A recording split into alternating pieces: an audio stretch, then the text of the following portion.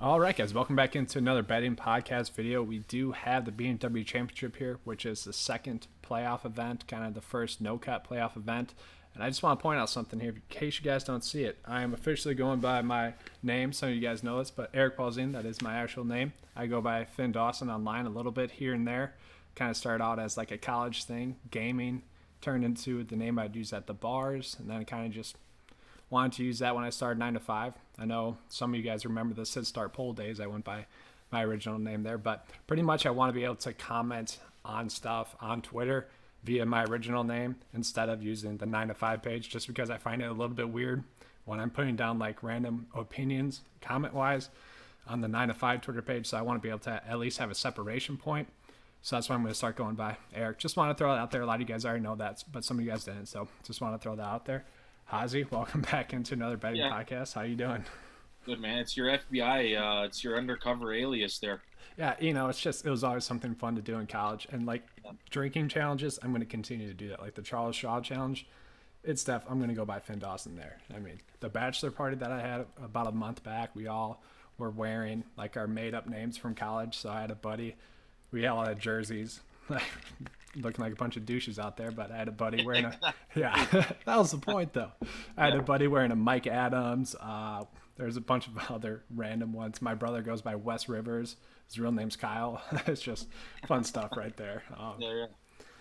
But originally I wanted like a separation point between like 9 to 5 and kind of my personal life, but it's like it's really just starting to mold together. So why not just go by my original name? And like people that I know are starting to like follow along too as well, and they're like, "Why are you going by Finn Dawson?" I'm like, I don't want. I'm sick of explaining it, so going by my original name. So like when I met you in Florida, you're like, "Yeah, my name's Eric," and then I was like, "Is this guy just fucking lying to me? Like, is his name not Eric anymore?" Well, see, that's the thing too. I want to be like, I'd want to be honest with people, and I kind of felt like whenever people would call me Finn Dawson, I'd be like, "Oh shit." But it's like whenever people would call me Finn, I'd be like, "No, it's Finn Dawson. Finn just sounds weird. Call me Finn Dawson or just call me Eric." Okay, right. But yeah. Two first names. It's like Ricky Bobby. Yeah, exactly. So my buddy that went by Mike Adams, his real name's Nick Taylor. So I'm like, dude, you could have at least chose something that wasn't two first names. Come on. Exactly. But yeah, we got a pretty interesting week for the BMW Championship. Obviously, it's going to be played in Chicago, Illinois. Going to be the first time it's really been played there. Do you have any course notes that you've seen throughout the week? Not really. I mean, more so just that the USAM was held there a few years ago and just about some of the guys that were there. But I mean, I think their games are just completely, it's obviously the same kind of style of golf, but like just more poise, more experience, and just they're hitting different clubs into these greens and off the tee. I think their sight lines are going to be a little bit differently, but I think it's good at least to have some course knowledge. But I mean, besides Tiger Woods, I mean, I think he's the only one in the field this week that played the U.S. Open there in '03. I think. I thought Adam Scott had as well. Adam Scott probably, yeah. And Paul Casey, that's right. Yeah. But yeah, I mean, and like the course and the technology of like the golf ball and the clubs, it all played differently at that time. And like you said, those they're not college players anymore, but when those players like Cameron Chan and Victor Huf played this course, it was when they were in college. Like they're definitely a lot stronger then. And the course is going to play a little bit differently. No course ever plays the same, like throughout a 5-year span. That's what Bryson was saying last week. They're like, "Oh, you won here last time, 2018, blah blah." And he's like, "Yeah, but my sight lines now are completely different. Like it's a completely different golf course for me in terms of what clubs I'm hitting off the tee, where I'm aiming it off the tee. So like, it's the same thing this week." Oh, and just so I don't know, you've been following her on the Champions Tour with Phil Mickelson. It's like those courses are typically set up to play a little bit easier, whether it's the green condition. Normally they're a little bit slower. The course this week is going to play a lot faster than it did when those guys were in college. It's going to be a lot faster than so. And it's not going to play like a U.S. Open course either. Besides that 8-hole or whatever that can play like 275 par 3, but like other than that, the course is not going to be as tough as it was as '03 as well. No, I agree. I think we could see 20 under again. Obviously, it depends on how a player's. If someone like DJ goes out and destroys my Harris English stuff, that dude last week made me mad. So bad, man. Like Harris English dominated the field last week, except for the fact that DJ also dominated everyone and Harris English. It was very upsetting with that.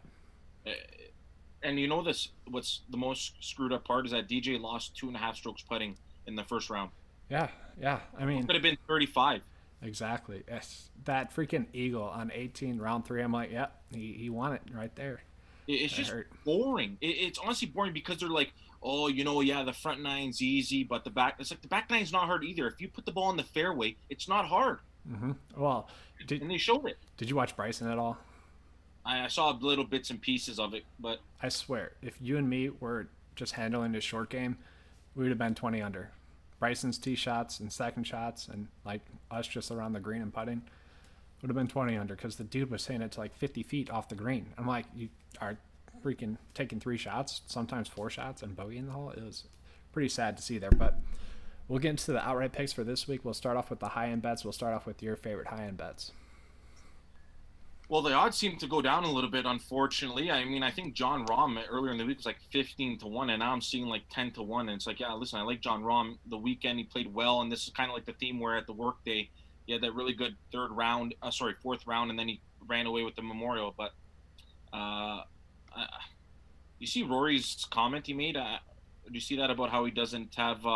He was saying like he's just going through the motion since the restart, and he doesn't really understand why. And it's like, for me, that's like that can go one of two ways. Is he gonna like start bearing down and be like, okay, let's get going here, like, because his game is there, like off the tee, it's a beautiful off the tee. His approach is good.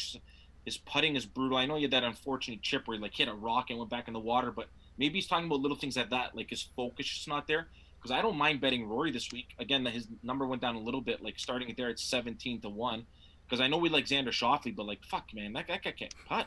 He stinks. And at 15-1, like, I'm not starting it there. Maybe Justin Thomas at 15-1 because he seems to really like no field, no cut events and like smaller field events. And so maybe I'll start it there. I'll start at Justin Thomas, or someone's calling my house. Justin Thomas. Wait. You still have a house phone? I know. It's because I live with my grandmother. She's 90 years old, man. That makes sense. Okay. It's hilarious. She knows how to put someone on hold, though, so we can give her that. She got a cell phone for Christmas a few years ago and just, like, doesn't even know how to use it, so it's just, like, back to the house phone. That's great. That's awesome. I know. 15-1, I guess, Justin Thomas. Then I'll go, I guess, Rory at 17-1. But then right there, I'll skip down to, I'm just going to keep going to Tiger Woods until he gets it done. I saw a tweet, actually, just a little while ago that he wins like 7 events apart or something along those lines. Oh, really? Now? Yeah, it's his average. Here it is. It's, loading. Since winning the 2018 Tour Championship, Tiger's next 2 wins came exactly 7 starts apart. Wow, that's pretty Zozo crazy. was 7 starts ago. So, but I mean, like, look, this course I think is playing 7,300 yards, par 70. And, like, I know Tiger Woods' stats, he hasn't played enough for them to count. But if you look at them this year, he's like top 10 in driving accuracy, or strokes gained off the tee, which you don't really think about with Tiger Woods. Mm-hmm. But he's dead last in putting. Another thing you don't think about Tiger Woods. If he putts, like, I'm not saying he was going to win last week, but if he just putts in the top half of the field, I mean, he should be contending because he's hitting his irons unbelievable still, and he's actually gaining strokes off the tee. And he's still hitting it out there, and I think it's going to be hot again this week, so driving distance shouldn't be an issue for him. So I think he should be able to contend this week. I mean, I think those 3 guys are just quickly like Thomas, Rory, Tiger, and then like that's the guys that are like from the top of the card to like 35-1, and then I'm going to talk about deeper ones later, but I think those are a good 3 to start. Yeah, so with the JT call, really, it's going to be like pretty much the top 5, or he's going to suck. With him, it's pretty much in between. And for betting purposes, I like that quite a bit. Heck, this week in PGA DFS, I like that quite a bit. So I definitely get that.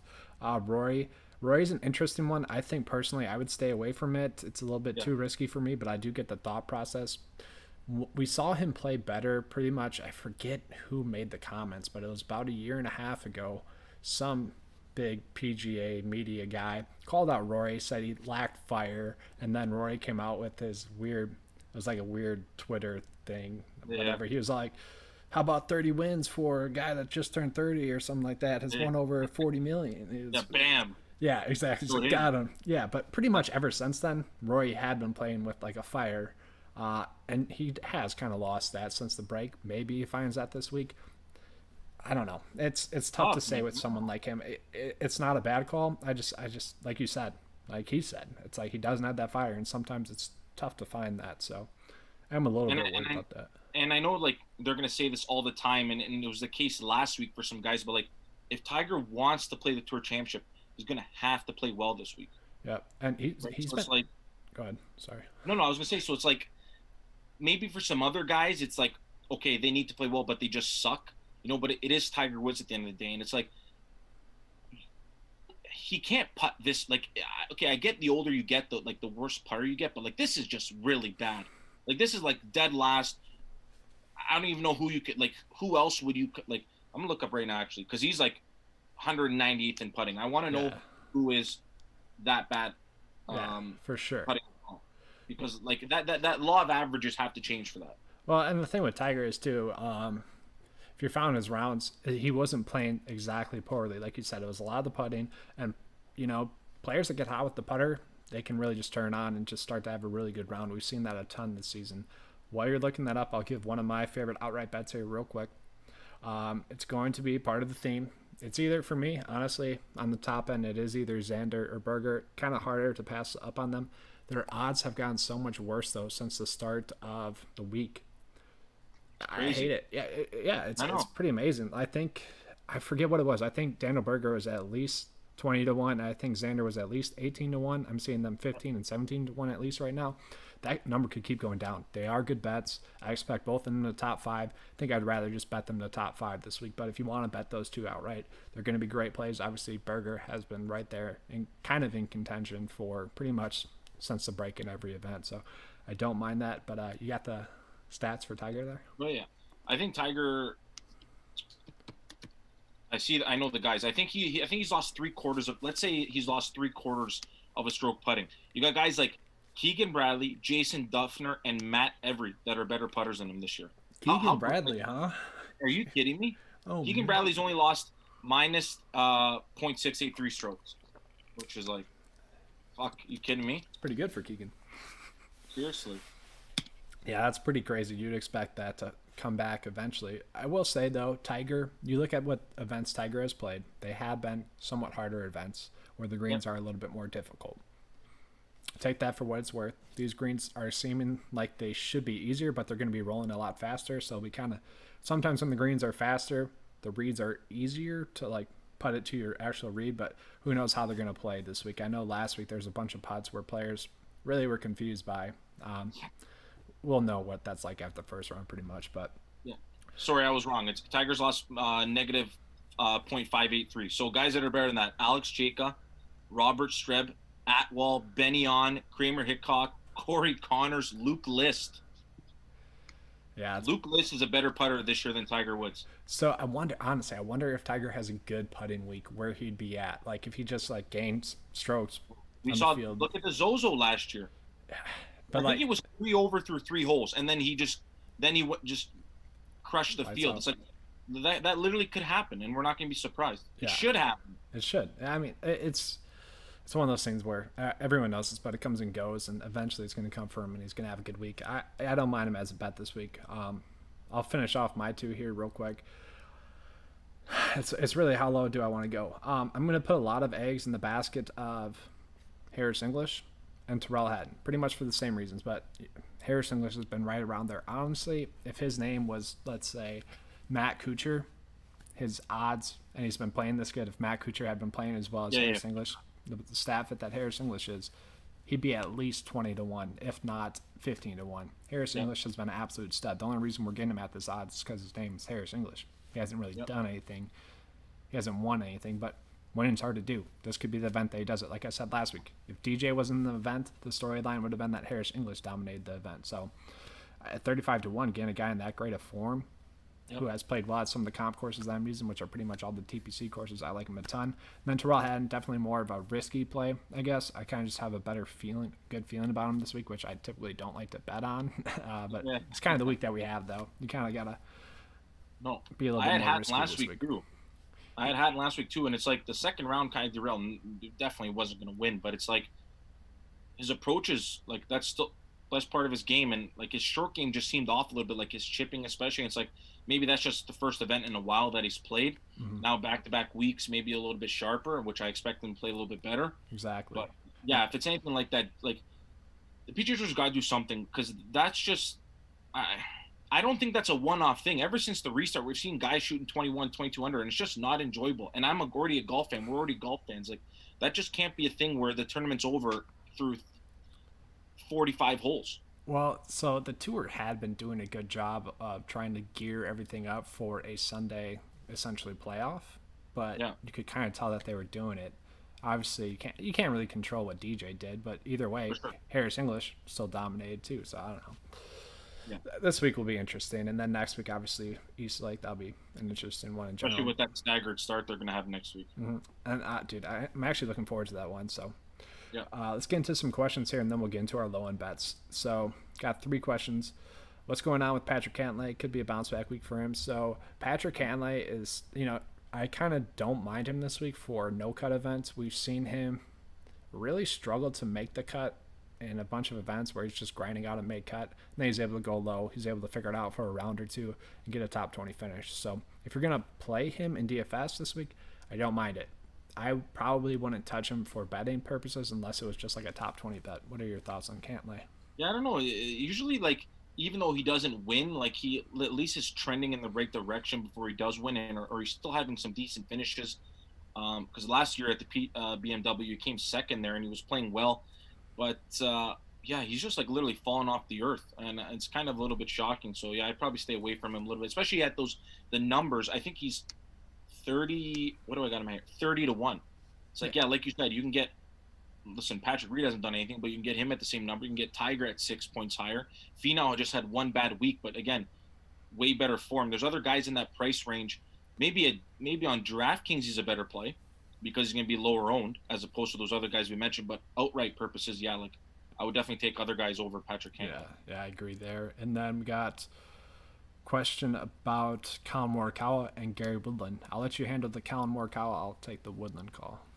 Yeah, I don't know. I think he just had one of those weeks with his irons that they were off, and then because his putting is still his putting. Like at the end of the day, he hit that that eagle he made on 16 when at the PGA Championship. Like it was only set up because he hit that 297 3-yard cut. You know what I mean? Like if that doesn't happen, he's not making that putt. So his putting is still his biggest weakness of his game. And then when his irons are off, he's got to scramble a little bit more, or he's got to make some longer putts, or he's got to lag putt more, and that's when he can get himself into some troubles. And then when his irons are off, he misses some cuts. And he's only missed 3 cuts, I think, in his PGA Tour career, which is incredible. But yeah, I think it's just a one-off thing with Morikawa, where just his irons were off a little bit, and I expect him to bounce back.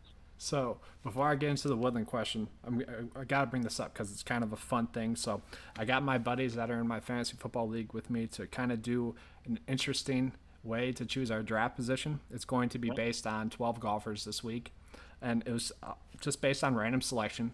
And I got Colin Morikawa, so I'm hoping that he goes out and wins. So it's so you can choose what draft position you want in fantasy football drafts. So if he wins, I'm gonna be sitting pretty. But some of the other golfers, I'll name them off to you. I just want your take on who's fucked and who's not. So Kevin Kisner, Rory, Abraham Manser, Scotty, Lanto Griffin, Cameron Champ, Morikawa, Rahm, Bryson, Billy Ho, Hatton, and Hovland. How did you get these golfers though? Just randomly generated. Just yeah. Top like 50 or whatever. I think the guy who has Kisner is probably pretty fucked.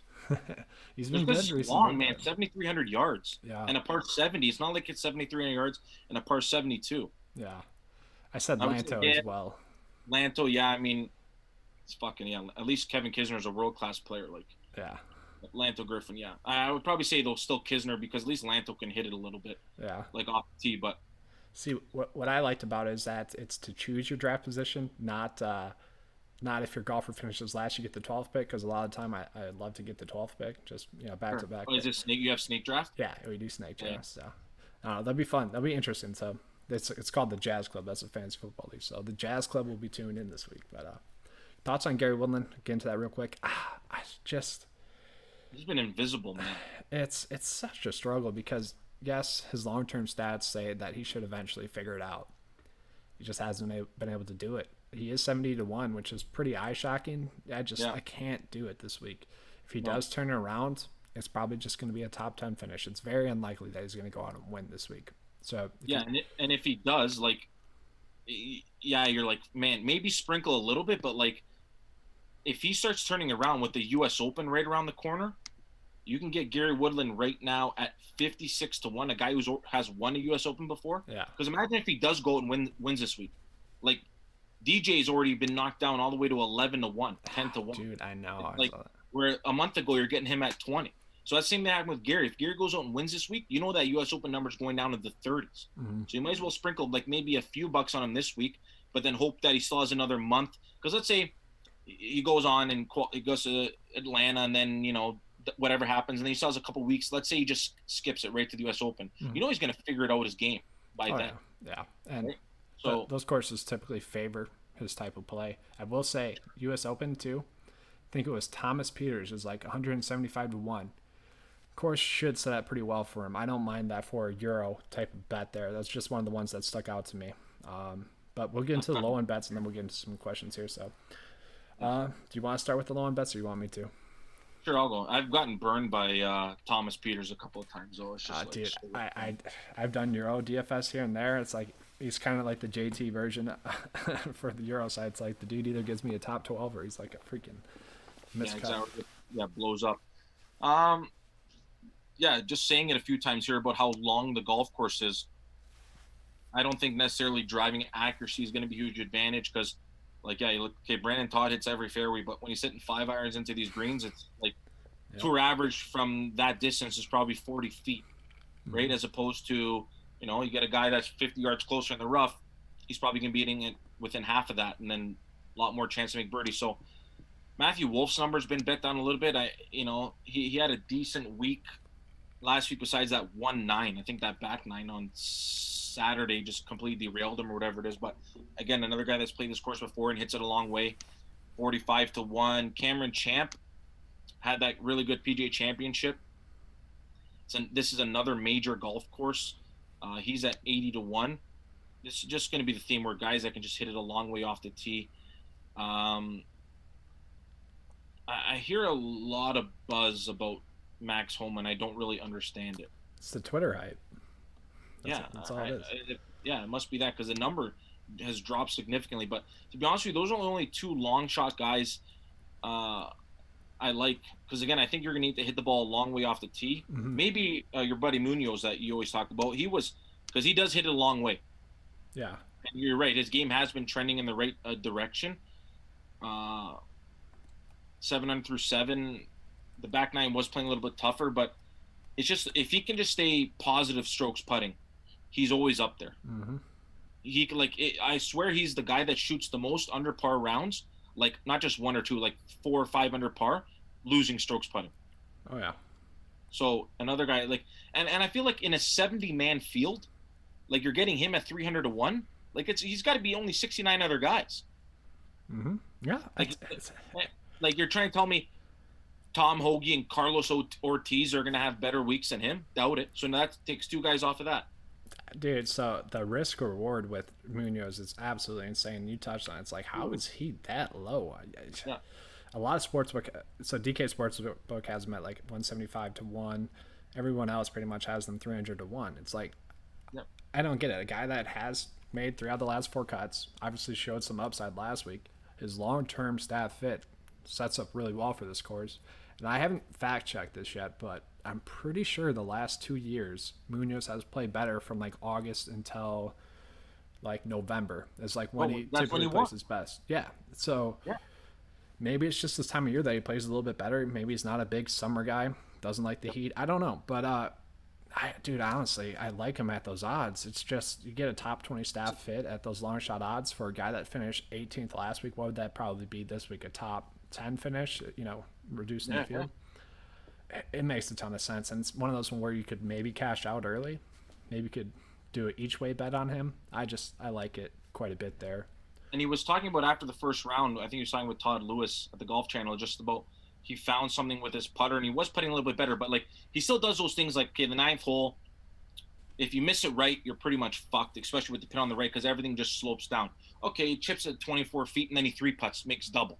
So there he still shoots 500 on his opening 9, but it's like little stuff like that. But still, it's like he can still, like I was talking about at the Rocket Mortgage, I chose between him and Matthew Wolff, and on the first hole he hits it to 18 inches. Like his iron game is, and again, like that's the thing, like we're not saying he's going to win, and he's maybe he wins one or two more times throughout his career. But at 300-1, that's a little bit ridiculous for a guy that of his caliber. Exactly. That's exactly it. And it's just, I don't know. That was just the one that stuck out to me. I honestly thought he'd be 100-1 on Yeah. DK Sportsbook, where everywhere else maybe they would get him at 150-1. It's just great odds there. But the only other one that I kind of like, and I'll pull it up here. Let me find him. Oh, give me a second. So No problem. working on it. Have you played that new PG Tour game, by the way? The 2K. Yeah. So I haven't. I have not yet. I wonder how, because I hear good things about it. Do you? Yeah, no, I haven't played it yet. I don't have a console, believe it or not. Like, the last thing I've owned is an Xbox, like the original Xbox. Yeah, I don't think I'm gonna get the new one. I don't know. Maybe. The only thing I don't like about PlayStation is the controller. I know that people like, but I feel like it's too small for your hands. It's too big, isn't it? I thought that was... Oh, you still I have the think PS2. Or Yeah, I think the Xbox One is like perfect size. oh yeah. I mean the Xbox controller is a little bit better, I guess. Yeah. But yeah, I don't know. We'll see there. So I was looking at Sanjay M. I like Sanjay M's odds quite a bit. 70-1. So we saw it's kind of like Sebastian Munoz where we're hanging our hat on a couple of good rounds. A Yeah. guy that's flashed some upside. He's a good stat fit. We saw the upside with Sanjay M quite a bit. Saw it 2 weeks ago. We saw it with his second round. If he can just piece together a few good rounds, and we're going to get 4 rounds out of him, so I don't mind it. If, maybe he just had one bad round last week. He has been showing some better form, good stat fit. Don't mind him at 70-1. And a guy does hit it a long way. Exactly. And if we're picking between Woodland and M, both at Yeah. 71 on DK Sportsbook, I'd much rather have him just because we saw the upside somewhat recently, and we saw the low scores a little bit more recently as well. I wonder how much more, like, because obviously they don't know where they are during the round when it comes to projected FedEx Cup points, but like, it'll be interesting to see, like, maybe a guy shoots like 2 or 3 under par and is like, man, okay, I got to go low here. Like, I know it's a no cut event, but to start a round or even just DK purposes, like if a guy's going out Friday morning and you're trying to build just a 1 round slate, like it's a guy that, okay, he's now projected 71st, like, or 31st, like he's got to get going here, like, so he's going to be a lot more aggressive. It's either boom or bust, which is pretty much what you want. Yeah. Right? Guy's going to make a lot of birdies or was going to make some bogeys, but whatever, that happens, it happens. But even for some outright bets, it's like, I know if you want to get hammered watching golf, you just wait till they say, oh, updated projected FedEx Cup, and you just take a shot. But like, that'll be interesting to see too, how guys deviate from their original plans this week. Yeah, no, I agree there as well. It's definitely going to be something fun to watch. And that was pretty much the storyline from last week's tournament. It's when DGOs dominated, they pretty much switched it to who's going to make the next round. Yeah. But yeah, dude, yeah, that'd be a weird drinking game. It'd be more like a power hour. Take a drink every time they say that. Yeah, man. All right, I know my plans for Friday now. Thanks Yeah, a lot. exactly. So we do have one other question here. Thoughts on Alex Norn? So Alex Norn has been showing some good recent form. I think we could put him in the same category of Kevin Kisner, Ryan Palmer. Yep. What do you? Munoz, I guess, too. Yeah. Do you have any? I don't really like Norn at its odds and at its price point on DK. I don't Great know. par 5 score, but again, and of course, it only has 2 of them. Like no, Yeah. I don't know. Yeah, I'm not really feeling Norn this week. Do you have any other bets that were popping at all for you this week? Not particularly. No. What do you think about Rich Urensky 250-1? So if he does well, it'd be because he's dominating with that long iron stat. He is Yeah. like top 10 in the field this week at that. I don't know. He's been hit or miss. Maybe he turns it up this week. I don't know. I'm not really seeing it for an outright bet. Yeah. Because that's the thing. Like some longer odds, like that are lower than the 50-1s. Like it's really Cameron Champ and Munoz that are like the longer of like Kokrak maybe, but like I don't trust him either. Like he just pops up at the Valspar and that's pretty much it. Yeah. But like Cameron Champ, he came out of nowhere really at the PGA Championship, but then has still been semi decent. I think did he not make the cut? He Or finished -2 and missed the cut last week. But I think he was. I want to say he was like 4 over at one point for the tournament on his front 9 on Friday, and then like turned it around. So like he was getting it going. A guy that we don't really associate with making a lot of birdies, but maybe we save him for the Safeway in a couple of weeks. So, can you explain something to me? So, Matthew Wolf was highly chalked last week, and you had Abram Manser there, who was also highly chalked. That was kind of just DK's flaw last week. But then you had Harold Varner. He ended up missing the cut, but you had Cameron Champ. I mean, that 7K range was just absolutely loaded with like quality plays. Yeah. I just didn't get why Wolf, who obviously those guys were all like highly volatile. Like, if they Yeah. made the cut, they have some upside. I get that. I just did not get why Wolf was so much higher. Is it just the recent form was there? Was that it? Or Maybe the PGA Championship. That's the only really explanation I can have. But yeah, I mean, I don't mind him for a bounce back spot this week, Wolf, just because of everyone's he going to does be seem to be hitting his irons better. yeah.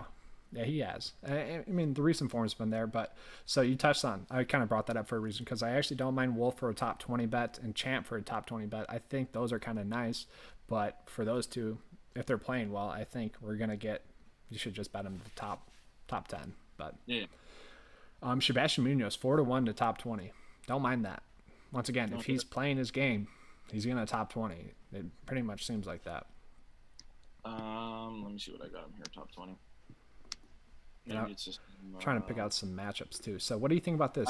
I got him at 5.5 to win the top 20. I'd like that better. Yeah, so do that there. Especially because it's a 70-man field. Right? Yeah, exactly. It's 4 rounds of a guy that goes out and scores typically. I like that. So we got Daniel Verger versus Rory. Who do you like there? Rory. Do you? I like Berger, just the consistency. Like, Yeah, you like Berger? yeah, just consistency. I just like Rory's length. That's what I think. I think it's just such a massive advantage this week. Yeah, but doesn't Berger have decent length? I know Stroskin at the tee and total driving are strong, but is that just because he's hitting it accurate? I don't think he's short by any means. Like I still think he gets it out there, but I think that if Rory, I think if they both hit it like they should, I think Rory's still 15, 20 yards behind him, and that's a couple clubs.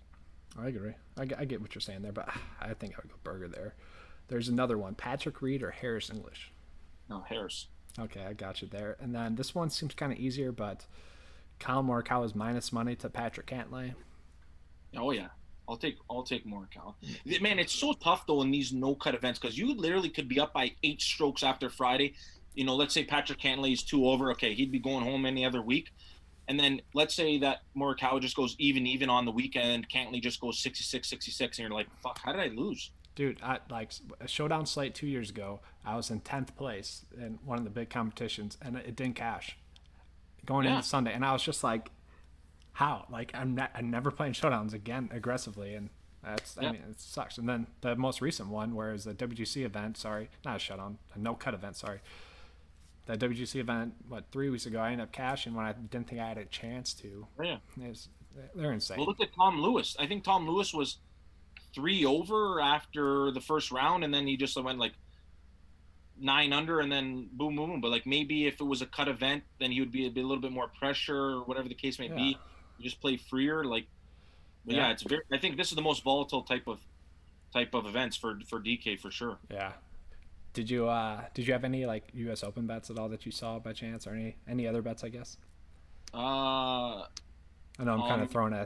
Yeah, no, just that Gary one right now. But quickly, did DJ set the record for DK points in golf? Or oh, dude, I didn't see that. He might have. It'd be close. I would think so. I don't know. I mean, he didn't have a hole in one. He had a couple of eagles though. I think he made like 3 5s all week. I think he had a lot of birdie, like 3 bird. Well, I know it's 1 max around, but yeah, I don't know. That'll actually be. I wonder if we can search that up quickly. Hole in ones were like a shit ton of points like 3 years ago, so that's why I'm kind of questioning it. Like right when PGA DFS started, hole in ones were like 20 more points than they are now. So maybe not. I don't know, man. I honestly feel that maybe Brooks. I know like the number's not good, 13-1, but like maybe this time off is exactly what he needed. Like I think him playing the Wyndham and the 3M were just stupid. And I think the 3M I think was more so his brother, to be honest, to get him in the field. But like should not have been playing those events if he was hurt. Yeah, I would agree there. Morikawa maybe, I don't know, but I feel like you need to be a good putter to win a U.S. Open. And I know Gary, you didn't think of him as, but like that year he was putting well.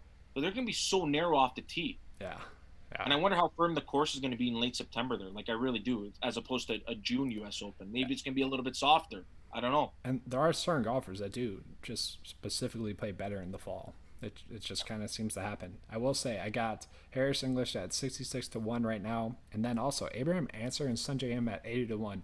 If they go out and string together like 2 solid weeks in a row, that's gonna at least go to 50, I bet. So I wouldn't mind those two. Real quick before we finish here, thoughts on Victor Hovland this week? I struggle with him just in the PGA DFS standpoint, just because Mike, he doesn't have the upside to win. You need kind of that upside this week. Maybe top 10s, but I just don't see that. I think he's a safe play to like top 20. I don't know. I'm struggling with him this week. Yeah, and like I know that Tiger Woods is probably the same golfer around the green right now.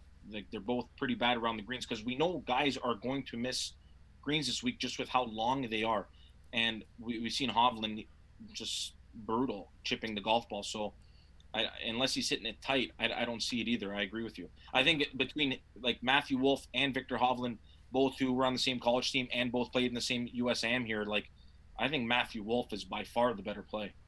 Yeah, for an outright in PGA DFS, just because he has more upside now. I think Morikawa is safer, but yeah, it's just this is a week where you need to chase upside. And honestly, if you have a bad week by chasing upside, who cares? Like you're not Morikawa, Wolff and Hovland. Yeah. Yeah, you said Morikawa. I was talking about Wolff against Hovland. Yeah. Okay, yeah. But yeah, it's like I was reading this tweet that Colin Morikawa has when he was at college. They have I guess some track or whatever that his dispersion with his 6-iron is the same as PGA Tour players with their wedge. I was just like, that's fucked up. That's crazy. Is that his go-to club or something? Like to be able to hit that 6-iron that consistently solid and good every time, it's insane. He has probably the nicest swing on the PGA Tour. I'm not even joking. Dude, it's real nice. It's super nice. It's tough to beat it. All right, so we got one last question here, and then we'll just wrap it up. What position do you have to be in to have a good chance to win on Sunday for DK? Oh, we kind of already touched on it. There's no spot that you can be in where you feel comfortable on Sunday. Honestly, it's just like you could be down to the last hole, someone could double bogey, and someone could eagle, and you just go from 100th to you could be in third, let's say, of a millionaire maker on Sunday. Tell me if I'm wrong. And it's like if you have the same lineup as opposed to maybe one other guy as most people, there could be a guy in 30th that has a unique lineup that probably has a better chance of winning than you do. Mm-hmm. And just kind of speaking of that, I've held a lot of salary off the board in lineups this week just to try to be a little bit more unique, but I'm also trying to chase some upside. So it's exactly a good point there. It's just a weird week. Don't play too much this week. I would try to bet it a little bit, but that's where I would attack it the most. I feel like people are going to go hard though, because this is literally the last week for a couple weeks here. Tour Championship, and then the Safeway Open though, and then U.S. Open. A couple weeks. That's right. Yeah, but like, because next week there's going to be nothing probably. Yeah, I agree. That'll definitely be a tiers week for me. They came out with that on DK this week, but that's all we got for this week's betting podcast. We'll see if we're going to do a betting podcast next week. We might do some fantasy football talk